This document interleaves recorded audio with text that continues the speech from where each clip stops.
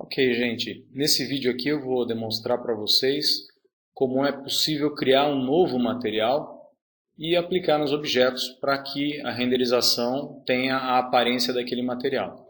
O que eu vou mostrar aqui é realmente o jeito mais rápido e simples de fazer isso, né? E eu espero que isso ajude vocês de alguma maneira para conseguirem fazer isso aí rapidamente.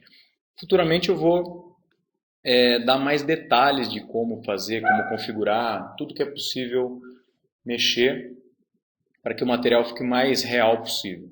Então eu vou abrir um projeto novo, eu vou dar o um exemplo baseado num container, né? Então eu vou desenhar as paredes e vou criar um container baseado nessas paredes aí.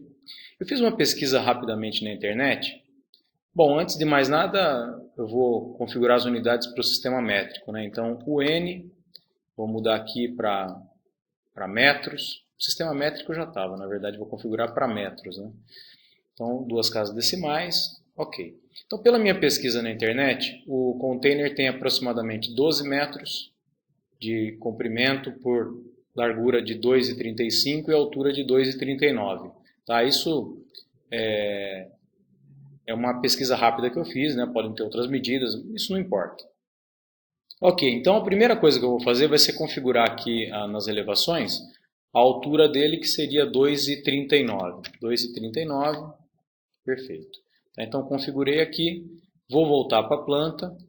Eu vou desenhar com uma parede qualquer o formato desse container, então eu venho aqui em parede, escolho uma parede aqui, digo para ele que ela vai estar conectada com o nível 2 e vou desenhar aqui. Então vou fazer largura de 2,35, né? 2,35. Vou fazer um comprimento, então vou aproximar aqui o zoom. Vou fazer um comprimento de 12 metros. E aí é só finalizar, né? Colocando aqui as paredinhas e ok.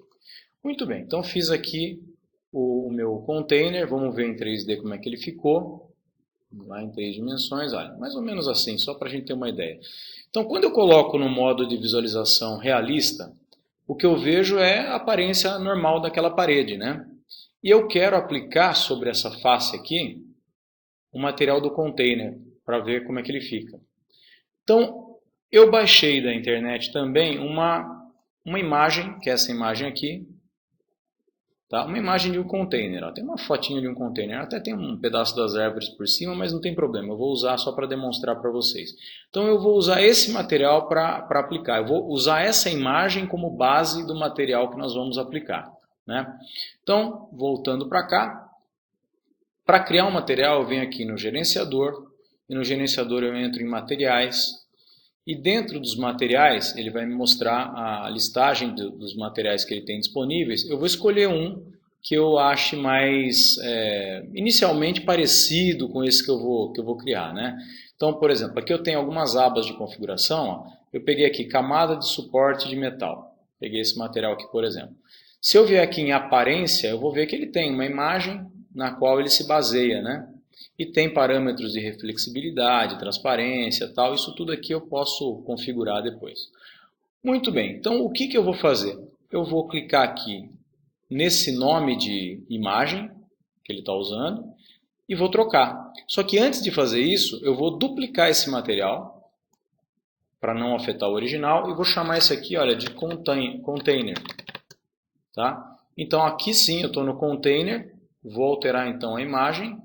Eu clico nela, olha, tem os parâmetros dela, mas eu quero trocar o arquivo mesmo, então eu venho aqui no nome dela, clico e escolho o arquivo, que no meu caso está no desktop, chama-se container.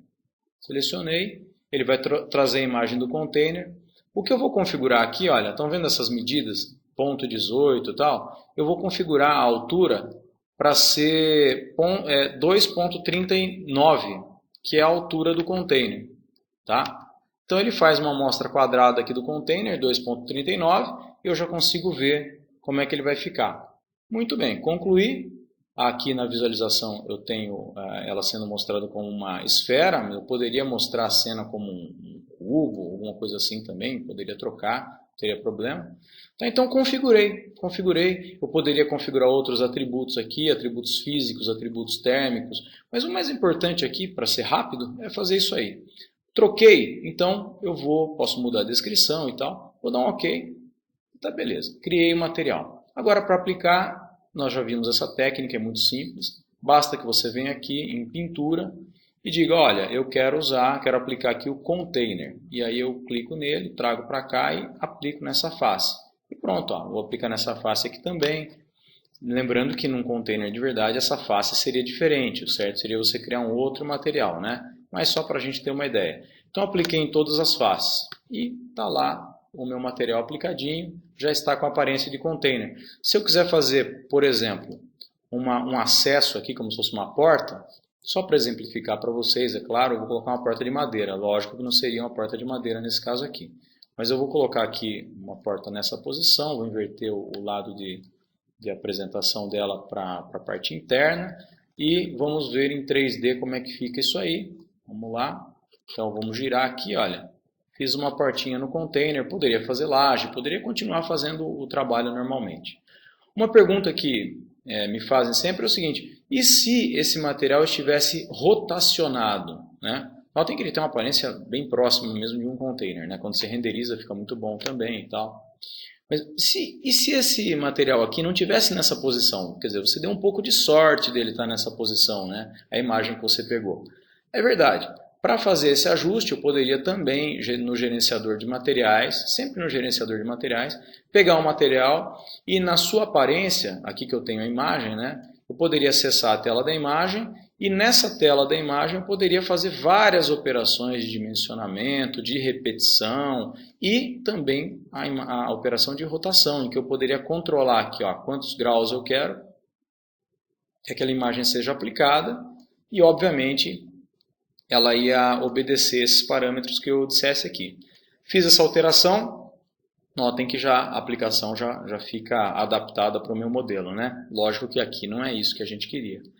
Então, gente, vejam bem, basicamente é isso que você precisa fazer para trabalhar com a criação de um novo material no Revit.